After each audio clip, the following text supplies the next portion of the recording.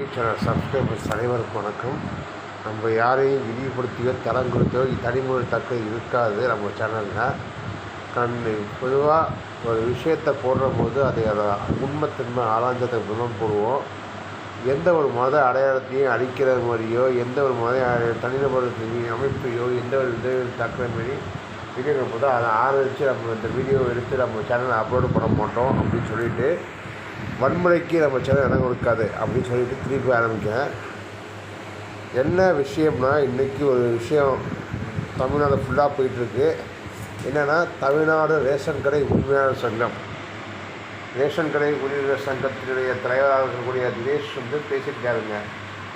என்னென்னா, அரசாங்கம் இதுவரையும் பொங்கல் தொகுப்பு கிடையாது, திடீர்னு பொங்கல் தொகுப்பு அறிவிச்சிட்டாங்க அப்படின்னு சொல்லிட்டு வீடு வீடாக போய் சாப்பிட்றாங்க, சாப்பிட்றதுக்கு கூட நேரம் இல்லாமல் போய்விட்டாங்கன்னு எந்த ஒரு ரேஷன் கடையிலையும் வீடு வீடாக யாரும் போல ரேஷன் கடையில் வர வச்சு 9:30 மணிலேருந்து மதியம் 12 மணி வரைக்கும், மதியம் 2 மணிலேருந்து 4 மணி தான் கொடுக்குறாங்க டோக்கன். ஆனால் இன்றைக்கி ஒரு வீடியோ ஒன்று வைரலாக போயிட்டுருக்கு யூடியூப் மற்றும் சமூக வலைத்தளங்களில். அதாவது ரேஷன் கடை ஊழியர்கள் காலை 8 மணிலேருந்து சாயந்தரம், அதாவது மாலை 5 மணி 5:30 வரைக்கும் அவங்க கடாயில் இருக்கிற மாதிரி தான் காமிச்சிருக்காங்க. ஆனால் உண்மைத்தன்மை என்னங்கிறத விசாரித்து பார்க்கும்போது தமிழ்நாடு ஃபுல்லாக இதே நேரமாக தான் போயிட்டுருக்கு. காலை 9:30 மணிக்கு ரேஷன் கடையில் உட்கார்ந்ததுக்கப்புறமா மதியம் 12:30 வரைக்கும் டோக்கன் கொடுக்குறது. அப்புறம் மதியம் 2:30 மணிக்கு திருப்பி 3 மணிலேருந்து 4:30 மணி தான் கொடுத்துட்டு அப்படியே பூட்டிட்டு டைம் என்னமோ சாயந்தரம் 7 மணி வரையும். ஆனால் எந்த ஒரு பணியாளரும் 4:30 மணி 5 மணி 4:30லேருந்து 5 மணிக்கு மேலே யாரும் உட்காரதில்லை எந்த கடையிலையும். இது காலகாலமாக நடந்துக்கிட்டு இருக்கிறோம். ஆனால் தேவையான மட்டும் பார்த்திங்கன்னா மதியம் 3 to 4 வர நேரம் பார்த்திங்கன்னா 3:45 4 மணி, 4 மணிலேருந்து 4:45 மிஞ்சி 4:45 1 மணி நேரம் வேலை பார்த்துட்டு போயிடுறாங்க. ஸோ வேலை பார்க்கக்கூடிய காலம் காலைல 9:30 10:30 11:00 12:30, காலைல 3 மணி நேரம், சாயந்தரம் 1 மணி நேரம். இதுதாங்க ரேஷன் கடையை வேலை பார்க்கக்கூடிய நிலைமை. என்னமோ காலையில் 8 மணிக்கு சாயந்தரம் 6 மணி வரைக்கும் உட்காந்து கலாய்வு பண்ணுற மாதிரி பேசுகிறாங்க. ஆனால் எந்த ஒரு ரேஷன் கடையிலையும் எந்த ஒரு படியும் பண்ணலை. தயவுசெய்து அரசாங்கம் கடையில் இருக்கணும். ஏன்னா நம்ம யாரையும் தனிமுறை தக்க முடியல, ஆனால் நடக்கிற விஷயத்தை எடுத்து போடுறோம். இது மக்களுக்கான பணி. ஆனால் மக்களுக்கு செய்யக்கூடிய பணியை யாரும் செம்மையாக பண்ணுறதில்லை. ஏதாவது கடனுக்கு போயிட்டுருக்காங்க, வந்தவனுக்கு வந்தான் போனவனுக்கு போனாங்க வேலை பார்த்துட்ருக்காங்க. 9 மணிக்கு வர வேண்டிய வேலைக்கு 9:45 மணி போட்டு இருக்கிறது. கடையை திறக்காங்க 10 மணிக்கு வர்றது. அப்புறம் சின்ன வேலை சொந்த வேலை இருக்கிற சொல்லி எஞ்சி போய்டுறது. அப்படி இப்படி பார்த்தா ஒரு நாளைக்கு 1.5 மணி நேரத்தில் 2 மணி நேரம் தான் வேலை பார்க்குறாங்க.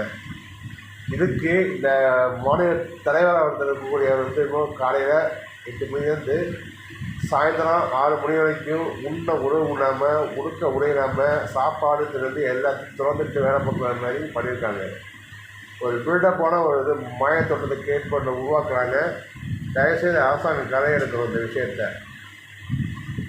யாரும் டோக்கன் சிஸ்டம் எடுத்துருந்தாங்கன்னா எந்த நேரத்தில் எந்த பகுதியில் எந்த நேரத்தில் அவங்க போகணும் அப்படின்னு சொல்லிட்டா, ஒரு பகுதியில் இருக்கக்கூடிய இடத்துல பார்த்திங்கன்னா ஒரு 10 வீடு இருந்தால் 10 வீட்டில் இருக்கக்கூடிய இடத்த கடாயம் பண்ணி அதுக்கு யாராருக்கு எந்தெந்த பகுதியில் ரேஷன் கடை இருக்கோ அந்தந்த ஊழியர்கள் சம்மந்தப்பட்ட நேரத்தில் கொடுக்கணும். அந்த நேரத்தில் அவங்க போய் வாங்கணும். அப்போ நேரத்தில் இல்லைன்னு சொல்லக்கூடாதுன்னு தான் அரசாங்கம் டோக்கன் சிஸ்டம் கொண்டு வந்துச்சு. ஆனால் எந்த ஒரு பணியாளரும் யாரும் இது மதிக்கிறது இல்லை.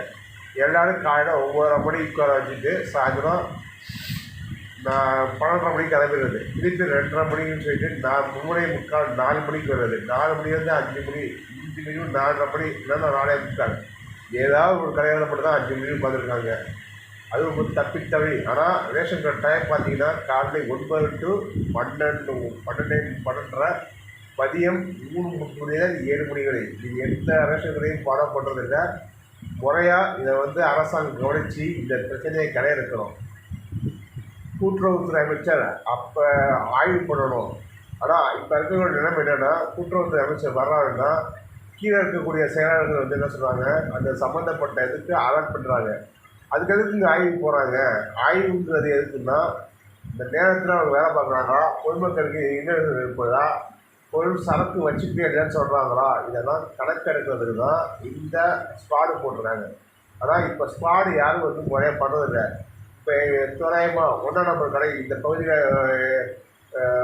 பகுதியில் இருக்கக்கூடிய 1ஆம் நம்பர் கடைக்கு போனால் அந்த நம்பருக்கு இருக்கக்கூடிய சேல்ஸ்மேன்லேருந்து அந்த இருக்கக்கூடிய பேக்கர் இருப்பாங்க, அதாவது விற்பனையாளர்லேருந்து அந்த ஜாம் அளந்து போடக்கூடிய அடுத்து அவங்களுக்கு வரையும் ஃபோன் நம்பர் அடித்து இந்த கடைக்கு ஆகி வர்றாங்க அப்படின்னு சொல்லி சொல்கிறாங்க. அப்போ கூட்டுறவு வச்சல் போடுறதுக்கும் இந்த கூட்டுறவுத்துறை செயலாளர் போடுறதுக்கும் கீழே இருக்கக்கூடிய ஆட்கள் பண்ணுற தப்புனால இந்த கடை நல்ல கடை போயிட்டு தயவுசெய்து இந்த விஷயத்த கிடையாதுங்க. ஆனால் உங்களோட பயணத்திட்டம் வந்து இங்கே வந்து 1ஆம் நம்பர் கடைக்கு போகணும்னு சொல்லிட்டு 1ஆம் நம்பர் கடைக்கு போகணும்னு சொல்லிட்டு அங்கே தான் ஆட் பண்ணுவோம். ஆனால் ஆர்டிக்கு அந்த நேரத்தில் 11ஆம் நம்பர் கடைக்கு போகணும். அப்போ தான் இதுதான் ஆய்வு.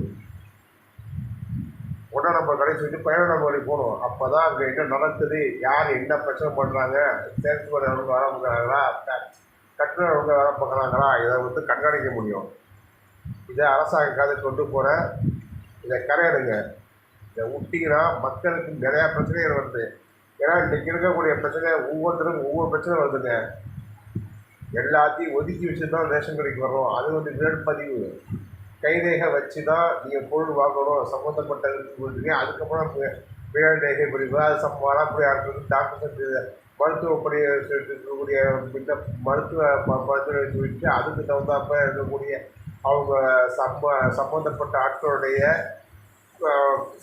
சம்மந்தப்பட்ட ஆட்களோட வேறு அவங்களுடைய அத்தாரிட்டி பிரச்சனை அவங்க சம்மந்தப்பட்ட ஆட்கள் வச்சு வேலை வாங்குறாங்க. அவங்களும் வந்து கையில் வைக்கிறாங்க. ஸோ இதனால் வேலையை விட்டு தான் வந்து பண்ணுவாங்க. இதை நான் யாரையும் தப்பாக சொல்லலை. ஒரு சில கடைகளில் வேலை பார்க்கலாம் இல்லைன்னு சொல்லலை. ஆனால் இருக்கக்கூடிய எல்லா படையும் 199% பார்த்திங்கன்னா மேம்பாக்குதரமான வேலை நடந்துகிட்டு இருக்குது. இதை கடையெடுக்கணும் அரசாங்கம். அதுதான் நம்ம சேனல் வைக்கக்கூடிய கோரிக்கை. இன்றைக்கி பொங்கல் தொகுப்பு கொடுக்க முடியாதுன்னு சொல்லிட்டு 2 வாட்டி போகணும்னு சொல்லிட்டு இவ்வளோ கொதிக்கிறாங்கன்னா ஒழுங்காக அவங்க வேலை பார்க்குறாங்களா, இதை உறுதிப்படுத்தணும். சேனல் சப்ஸ்கிரைபர்ஸ் அனைவருக்கும் வணக்கம். நம்ம யாரையும் இழிவுபடுத்தியோ தரம் கொடுத்தோ தனிமொழி தக்க இருக்காது நம்ம சேனலில். பொதுவாக ஒரு விஷயத்தை போடுற போது அதை உண்மைத்தன்மை ஆராய்ஞ்சதை மூலம் போடுவோம். எந்த ஒரு மத அடையாளத்தையும் அழிக்கிற மாதிரியோ எந்த ஒரு மத தனிநபர் அமைப்பையோ எந்த ஒரு இது தக்குற மாரி வீடியோ போதோ அதை ஆரம்பித்து நம்ம இந்த வீடியோ எடுத்து நம்ம சேனலில் அப்லோடு பண்ண மாட்டோம் அப்படின்னு சொல்லிவிட்டு வன்முறைக்கு நம்ம சேனல் இடம் கொடுக்காது அப்படின்னு சொல்லிட்டு திருப்பி ஆரம்பிக்கிறேன். என்ன விஷயம்னா, இன்றைக்கி ஒரு விஷயம் தமிழ்நாடு ஃபுல்லாக போயிட்டுருக்கு. என்னென்னா, தமிழ்நாடு ரேஷன் கடை உரிமையாளர் சங்கம், ரேஷன் கடை உரிமையாளர் சங்கத்தினுடைய தலைவராக இருக்கக்கூடிய தினேஷ் வந்து பேசியிருக்காருங்க. என்னென்னா, அரசாங்கம் வந்து இதுவரையும் பொங்கல் தொகுப்பு கிடையாது, திடீர்னு பொங்கல் தொகுப்பு அறிவிச்சிட்டாங்க அப்படின்னு சொல்லிட்டு வீடு வீடாக போய் சாப்பிட்றாங்க, சாப்பிட்றதுக்கு கூட நேரம் இல்லாமல் போயிட்டாங்கன்னு. எந்த ஒரு ரேஷன் கடையிலையும் வீடு வீடாக யாரும் போல ரேஷன் கடையில் வர வச்சு 9:30 மணிலேருந்து மதியம் 12 மணி வரைக்கும், மதியம் 2 மணிலேருந்து 4 மணி தான் கொடுக்குறாங்க டோக்கன். ஆனால் இன்றைக்கி ஒரு வீடியோ ஒன்று வைரலாக போயிட்டுருக்கு யூடியூப் மற்றும் சமூக வலைதளங்களில். அதாவது ரேஷன் கடை ஊழியர்கள் வந்து காலை 8 மணிலேருந்து